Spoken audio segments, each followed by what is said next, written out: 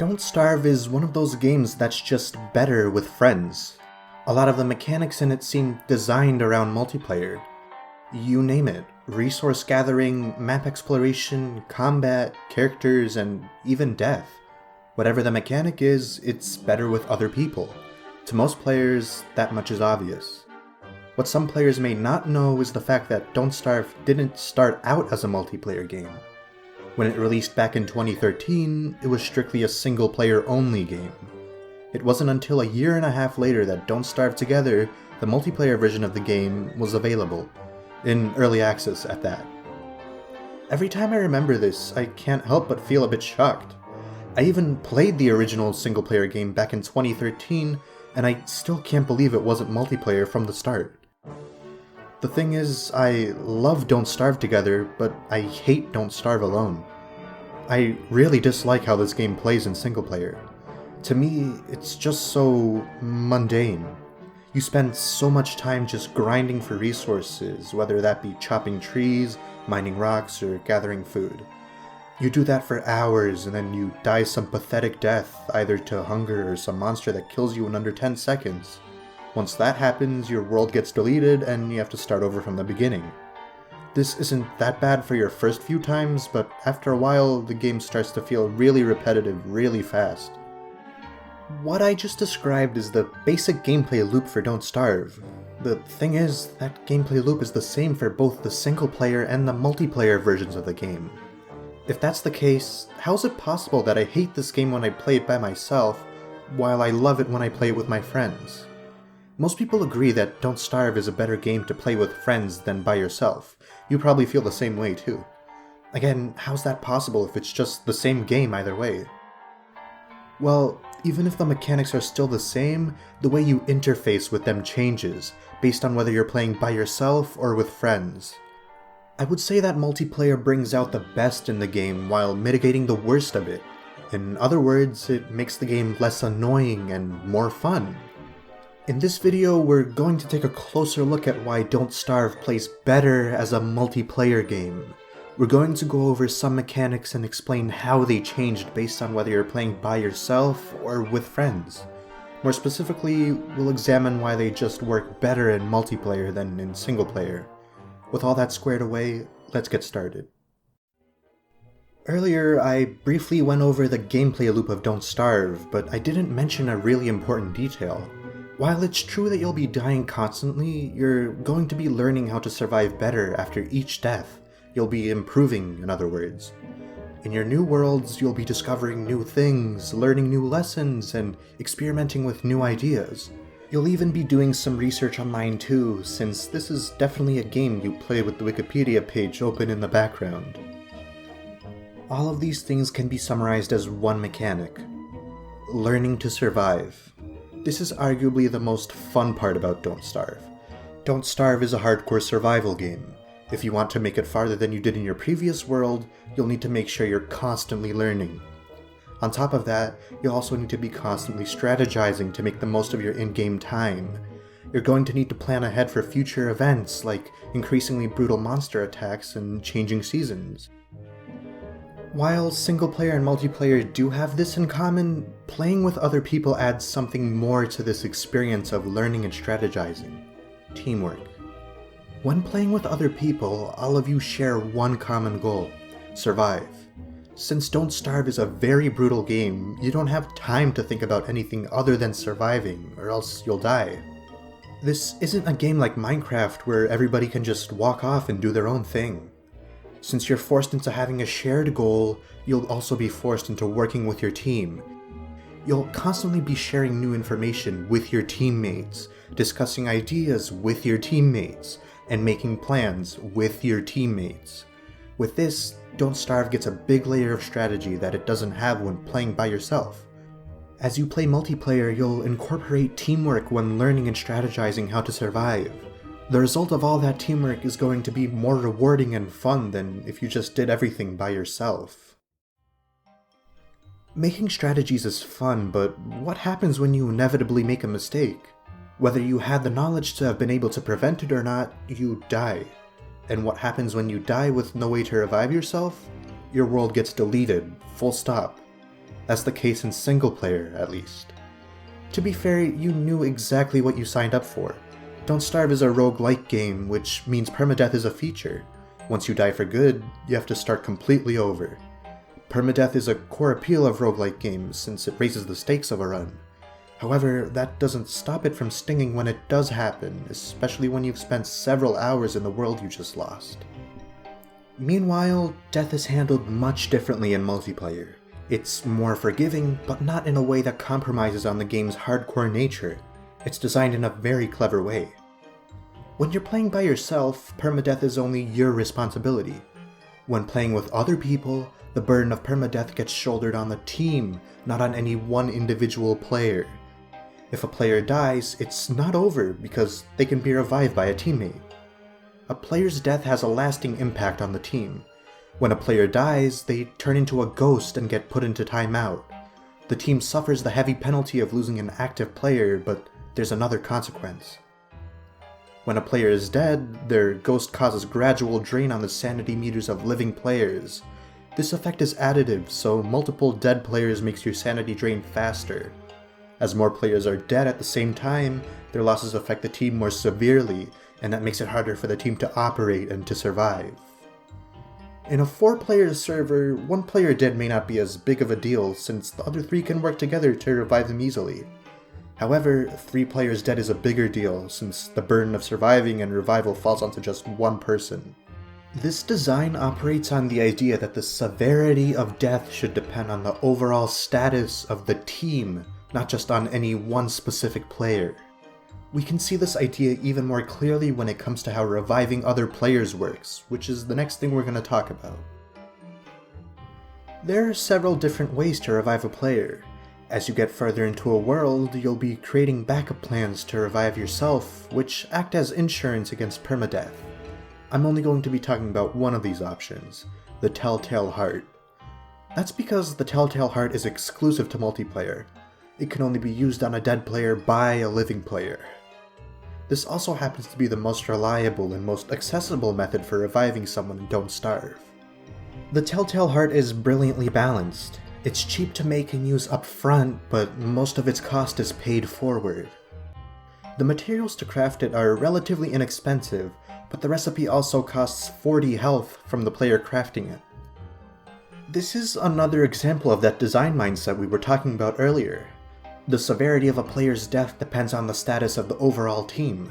If all living players are below 40 health, the team isn't in good shape. They won't be able to craft a Telltale Heart until they get their health problems sorted out. Meanwhile, if players are well off, they would be able to easily craft the Telltale Heart and easily restore that 40 lost HP. They can even make some Telltale Hearts before someone dies, if they're smart.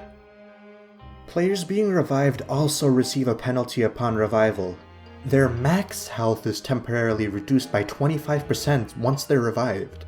This effect can stack up to 3 times, meaning their max health can be reduced by up to 75% if they keep dying and coming back. The way you will alleviate this penalty is by crafting an item called a booster shot. The recipe for this item uses 8 rot, which is very interesting. It's not a rare item by any means, but it's an item that takes actual time to create.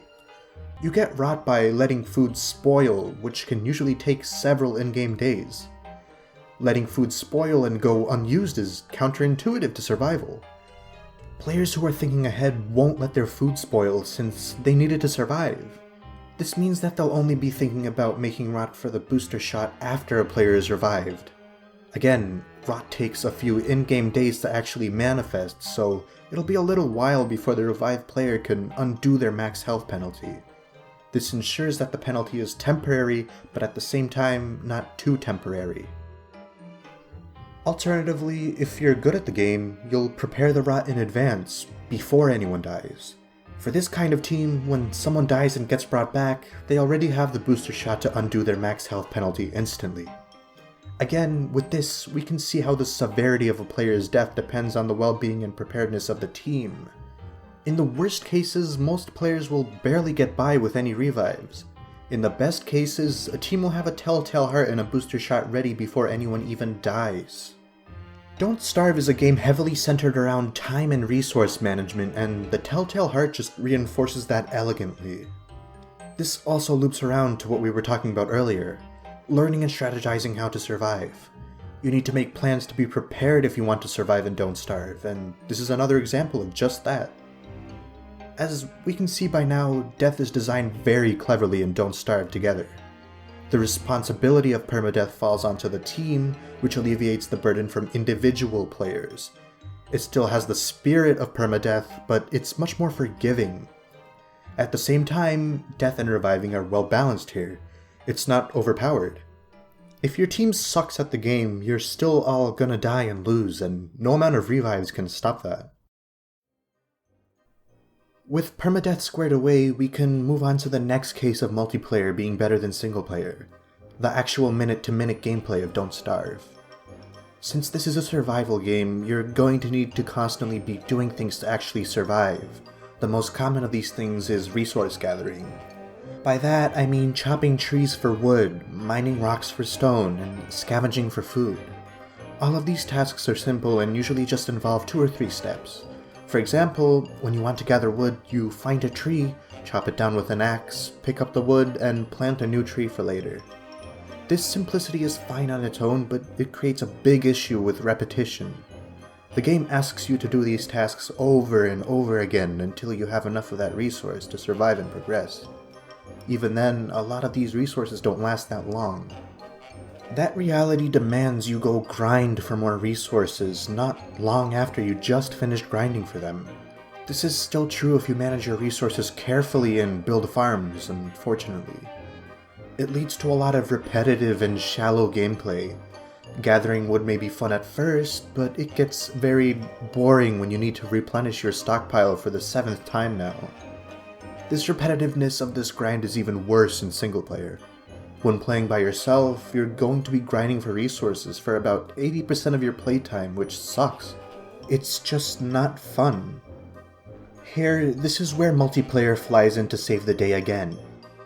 When you have multiple people, you can split labor up between them. One day, player 1 will gather wood, and player 2 will gather stone.